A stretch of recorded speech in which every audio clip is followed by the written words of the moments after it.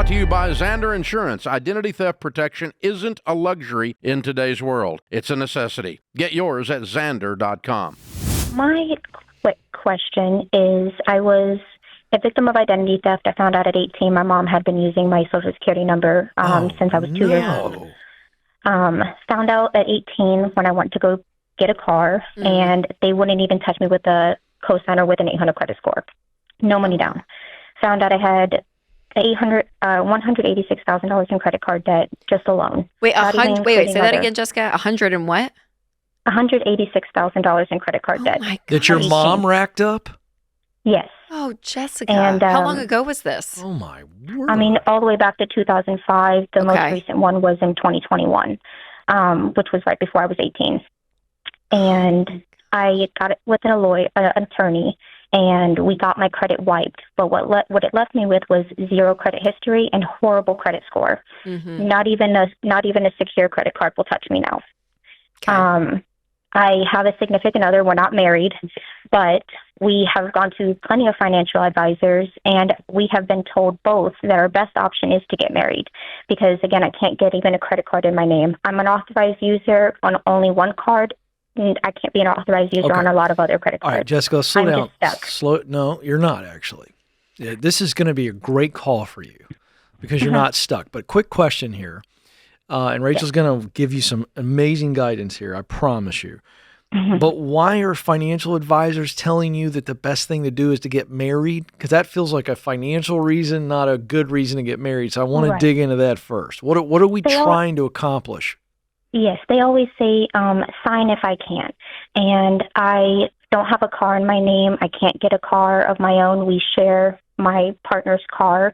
We moved up here to South Carolina from Southwest Florida, away from my grandmother, and to live up here near my father. And I work from home, which isn't a big deal, but our biggest issue right now is we have one car. Okay, all right, slow down. All right. I'm stuck. So you're not stuck. This is the theme of this call. All right, I'm just going to ask a quick question here. Rachel, I'll get out of your way. No, but I want to ask a question here. Yes. What do you do for a living and how much do you make? And I have a quick follow-up. So give me the real quick stats. What do you do and how much do you make? I'm currently a debt collector for Advance America, and I'm currently making about, after commission, 18 to 19 an hour, 40 hours a week. All right. So if you could save up money for, let's say you could save up $10,000. I don't care how long it takes you. Could you buy a car without a credit card? Could you buy a car with $10,000 cash? Yes or no? Yeah, most definitely. I mean, there's plenty of good vehicles for that price. So I'm challenging some of your thinking here. I want to. Rachel's going to guide you here, but I want to challenge this idea that you're stuck because you have no credit score and that you have to get married in order to have a car. Yeah. You have a job, and you can go buy a $5,000 car, a $7,500 car. I just want to make sure you catch that. Definitely, most definitely. All right.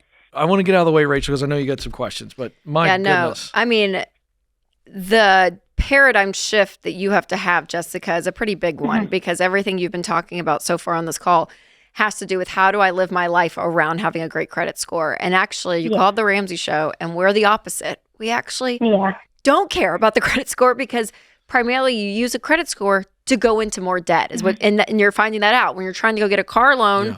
They won't give it to you because you have a bad credit score. Yeah. You try to go deeper into debt with a credit card. They won't give you a credit card because of that. So living debt-free, this is actually a gift, Jessica. You don't even have the option. Most people listening right now could go apply for a credit card. You don't have the option.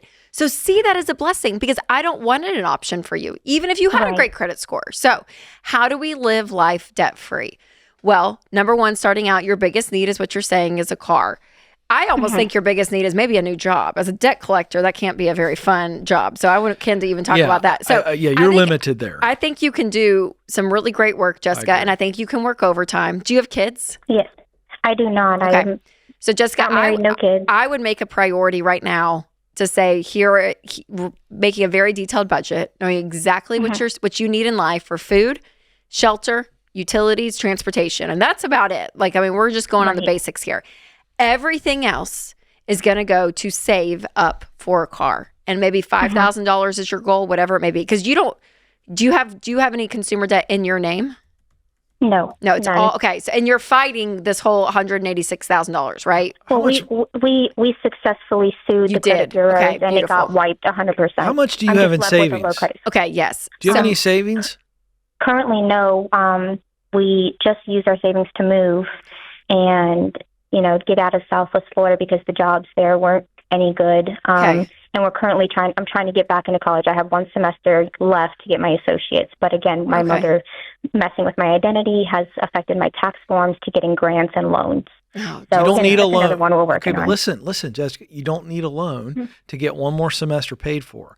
And I think Mm-hmm. your remaining semester of your associate's degree is secondary to what Rachel's saying, which is let's get some money saved, let's get on a budget, and let's buy a car. Because Jessica, we have people call the show all the time, and they're trying to get out of debt. And so when we talk about getting out of debt, for instance, we say you cut everything and you work extra. And we have people in a very normal rhythm on this show that are making an extra $1,000, $1,200 above their income on side hustles.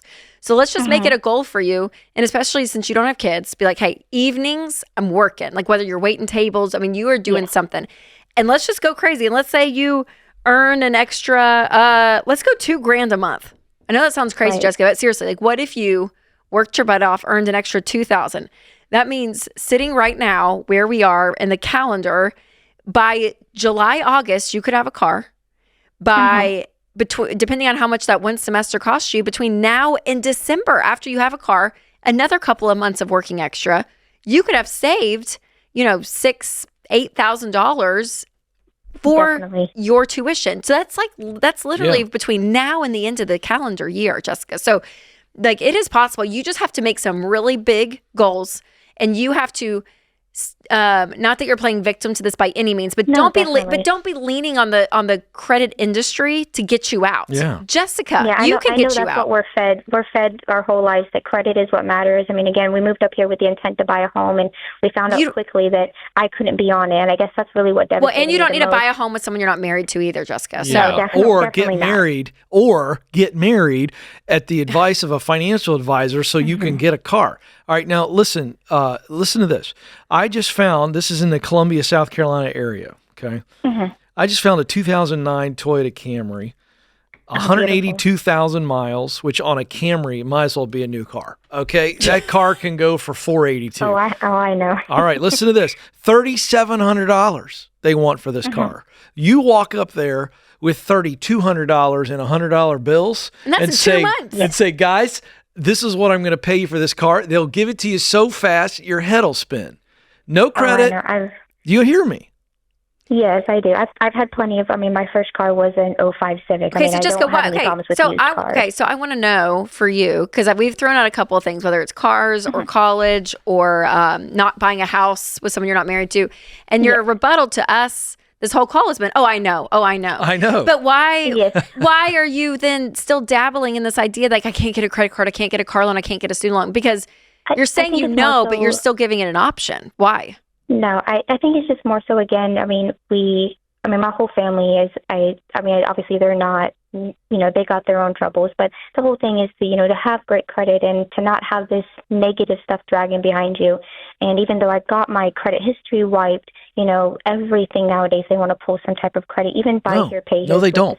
If you pay cash. Buy now, pay later is horrible, Jessica. That's what I'm saying. Not hearing. You don't need to worry about those stuff. You don't know. I know. No, you stop saying you know. It's more so the Jessica. knowing the availability and but you only need it, Jessica. You really only need it to go into debt. And that's what we're telling you is pay cash. Just pay cash for everything and you don't have to worry about it. And if some cell phone company pulls up your credit report, you can just show them the police report and be fine.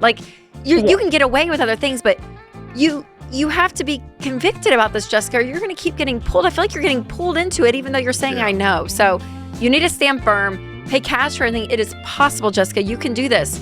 And keep things separate from the boyfriend right now and live your life. Get yourself a car, save up for the semester, get your college degree, and ride off into the sunset. And then maybe get married because you love him, not because of his credit score. She's been hypnotized. Stop staring at the sun. The best ID theft protection is from Xander. They not only monitor, they help you get your life back. Go to Xander.com to learn more.